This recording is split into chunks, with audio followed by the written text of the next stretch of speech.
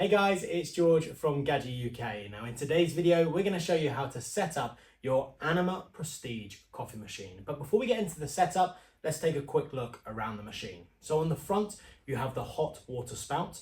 With your Anima Prestige, you also get a milk carafe. You have the adjustable brew head.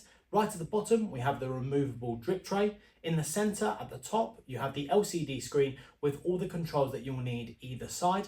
On the side of the machine, we have the service door, which reveals the removable brew group. And right at the top, on one side, we have the water tank, and on the other, we have the bean hopper. Now that we've taken a look around the machine, let's get into the setup. So the first thing you want to do is connect your machine to power, and you can do so by plugging it in at the back and switching it on with the on-off switch. So once the machine is connected to power, the standby button on the front of the machine will start to flash red.